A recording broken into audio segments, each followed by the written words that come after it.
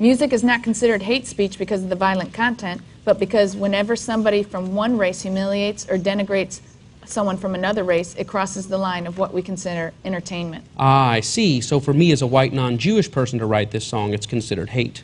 Correct. We would summarily reject any music that propagated killing any minorities. But what if those lyrics were written and performed by a Jewish artist? Would it cease to be hate speech? I doubt that a Jewish artist would write such a thing. Why? Because I'm quite sure they don't consider the killing of other Jews in ovens something to be trivialized and labeled as entertainment. Interesting. But would you consider selling The Smell of Your Lovin' if it were performed by someone Jewish? No, the very idea of that song is offensive. Wouldn't you just chalk it up to the generation gap? Not at all. Some music is not fit to be labeled entertaining no matter what generation creates it. So, you're saying that you would not sell The Smell of Your Lovin' because you find the content repulsive. You contend that the race of the performer or the age of the intended audience is not a factor. Yet you do sell B Snitches. Is that content not also repulsive? Is it because someone black is talking about killing someone black? I'm lost on the logic. The logic is very simple. The song lyrics you wrote make light of the Holocaust, a major blight on our world history. The song about snitches is just about a young person singing about things that are really going on in the world today. There is presently a lot of violence in our country. First off, I agree with you about the Holocaust. I'm not trying to make a comparison. Secondly, artist's name is not young. He's over 40 with teenage children. But even if he was young, do you feel B Snitches is lamenting the violence or glorying in it? In your mind, do his lyrics support or confront the violence you see in our world? I don't know. All I can say is that song is about something really happening in our world, and I don't fault artist's name for singing about it. Okay, then take a listen to my second song. It's also about violence happening in our world, and I don't think it falls into the category of hate speech. It's called Middle School Surprise. I blast through the halls, laughing as they run. Instead of an apple, I brought a gun. Kiss your mommies goodbye, class is in session. The last lesson of your life is on automatic weapons. Do you think my song can be in your top 100? That is absolutely horrible. How can your mind even think up something like that? Trust me, it was not easy to think, let alone write it down. I do think it meets your company's criteria, though. It's not hate speech about another race, and it is about violence in today's society. Would you sell it? Don't be ridiculous. A song like that is so awful and insensitive that I can't even begin to respond. I don't know if you're attempting to be funny or clever, but I can assure you it is neither. There are so many people in our country devastated by school violence that it is in poor taste to even use this as an example. Okay, so you wouldn't sell it. Let's say, though, by some form of oversight, that a song like that was to make it into your top 100 page. Do you think you would receive any complaints about it? Plenty, I'm sure, and rightly so.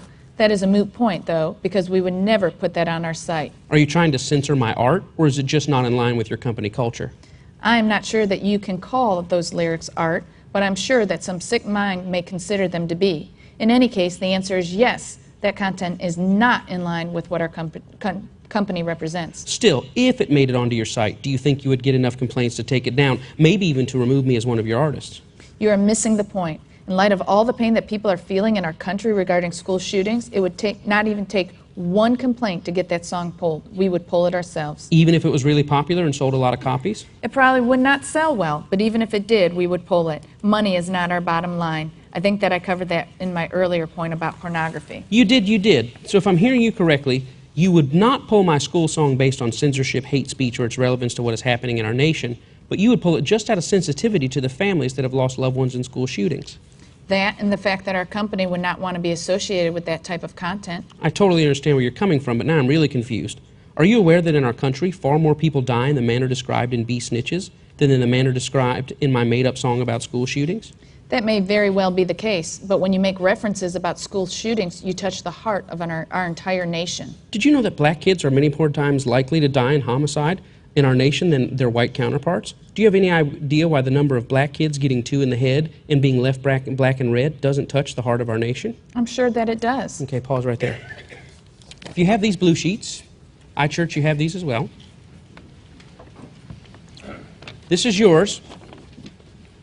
This is from the Centers for Disease Control. Leading cause of death among males. I'll just go over the first little bit of it here. On the left column, white males, if you see leading cause of death, number 1 cause of death among white males up at the top there, unintentional injuries, unintentional injuries, unintentional injuries, da-da-da. And you drop down to the third leading cause of death on the left side, white males. Homicide is the third leading cause of death among 15 to 19-year-olds at 10.9%. Homicide is the leading cause of death of white 20 to 24-year-old males, 8.9%. Then you drop on down to fourth cause of death. You see ages 1 through 4, 5.6% of 1 to 4-year-olds are killed in homicide. Then you see it goes on down there to 10 to 14-year-olds. Then you get to the 5th leading cause of death, etc. Notice on that that white column, the left column, the highest homicide rate is 15 to 19-year-olds at 10.9%.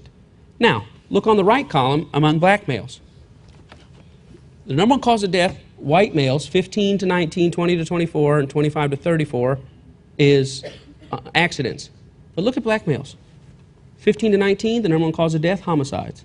20 to 24, homicide. 25 to 34, homicide. Notice that on the white side, only 10.9%, which is unacceptable. You're telling me 10 out of every 100 15 to 19-year-old white males killed, or that dies of a homicide. But look on the right column. 50%, 50 bodies out of every 100 were killed by homicide. So what they're saying is white kids have accidents on jet skis, white kids have accidents, climbing and hiking, white kids fall into a pool and hit their heads. That's how the white kids die. But the black kids from 15 to 19, 20 to 24, 25 to 34 die by someone else's hand. Say, well, that's just 2009. Well, flip to the back. 2008. The white column hasn't changed. Look at the black column. Number one cause of death, age 15 to 34. 2007. The white column hasn't changed. Look at the black column. Number one cause of death, 15 to 34.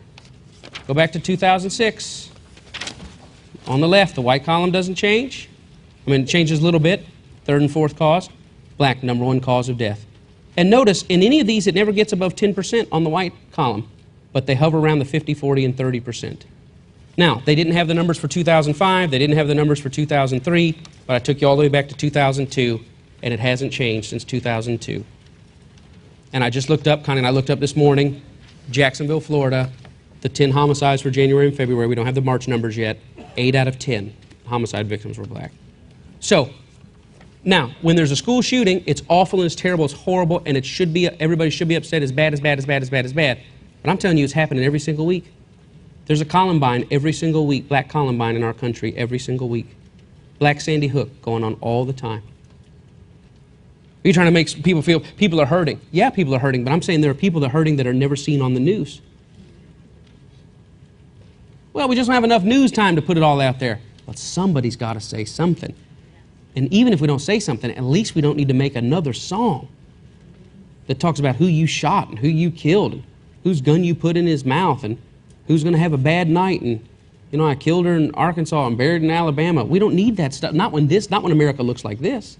This sheet right here. Somebody say, Pastor, you made this up. Where's all the 2010, 2011, 2012? It's right here in my sheet. The Centers for Disease Control, they just released this 2009's most current report. But forget what's going on here, right here in Jacksonville. We've had 10. So out of 10 people living, 3 of the 10 are black. Out of the 10 people that have been killed, 8 of the 10 are black. The country's tilted. The country's tilted. Well, stopping this music ain't going to stop the killings. No, it's not. But at least will make us better people to say we don't find it entertaining. Let's keep on going. Let's wrap this up. Sorry. But not in the same way as other tragedies. You see where it is? The issue with school shootings and the like is the total senselessness of it. The fact that people were just going about their day and lost their lives for no reason. All the hopes and dreams of those family and children are just lost. It's tragic. Those people didn't deserve that. I think that is what our country relates to. I think that is the difference. I don't want to offend you, but you really may need to pause and think about what you just said. You almost made it sound like the same feelings didn't apply to people being killed in the manner found in the song You Sold Me. Well, I apologize. That is not what I meant at all. It is definitely bad when anyone is killed in our country. I am just saying that with schools and other public shootings, it's different. All you have to do is look into the faces of those parents, and you will quickly understand that even a small, insensitive reference in a song is inappropriate. Do you think that is part of the problem? That we don't get to look into the faces of those black parents enough? There's certainly no shortage of them. Or do you think maybe there are too many black mothers for them to all be shown on the national news? Or maybe they are not the type of mothers that can garner national attention. If we saw more of their faces, do you think we would become more sensitive about the content of some of our entertainment?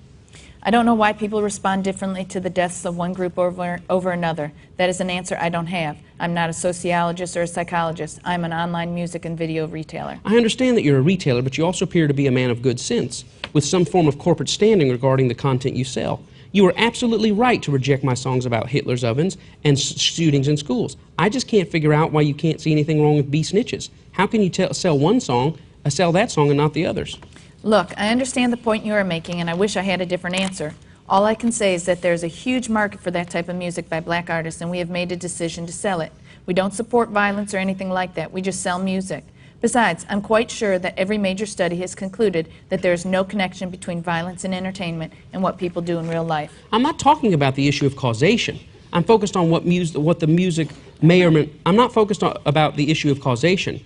I'm not focused on what the music may or may not be causing. My primary issue is what is causing the content of the music. More importantly, what is driving the appetite for this music as a form of mainstream entertainment? I don't understand why the two songs I made up are too offensive to sell, but the real song you sold me is just a song. I don't have an answer for you other than to say that the vast majority of consumers disagree with you. They want this type of music by black artists. It is very popular. The artists that make it are also very popular. It just is what it is. But what about your corporate philosophy and culture? What about it? I told you before, just because our company sells something does not mean we necessarily like it. If Online Retailer were a grocery store chain, we might offer foods that I personally didn't like to eat. Our company wouldn't refuse to sell certain types of foods simply because of my personal preferences. We may also sell food that is unhealthy, high in fat or in sugar. That's what the grocery store does. They don't tell people what to eat. They just offer food and let people make their own decisions. It's a matter of personal preferences. What if some of the food was poisonous? Should a grocery store sell it and let people make their own choice? Of course not, but music and videos aren't poisonous. Except music about Jews, ovens, and school violence.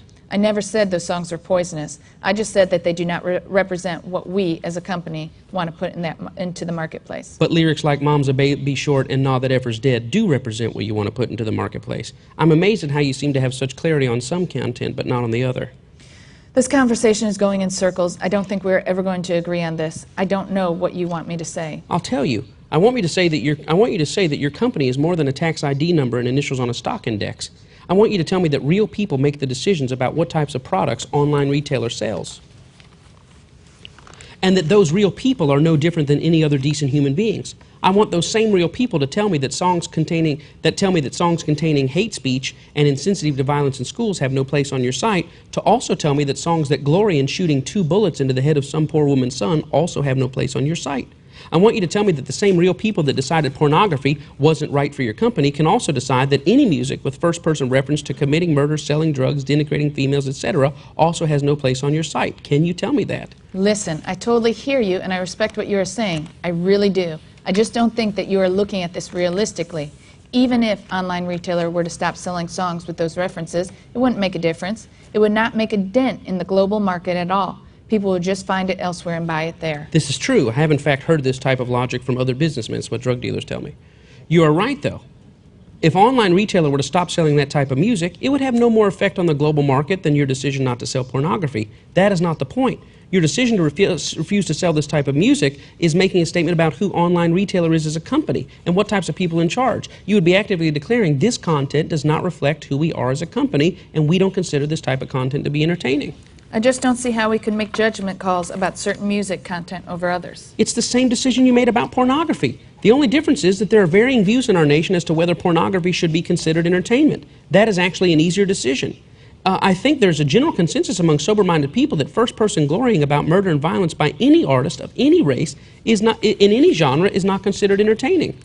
There is no practical way to even begin to implement such a change. We cannot possibly scour the tens of millions of songs we sell and find out which ones contain that type of content. Well, I would say where there's a will, there's a way. Go back to your grocery store example. If you received a complaint about some tainted children's medicine, I bet you could have every shelf cleared in less than an hour, even if you had 2,000 locations.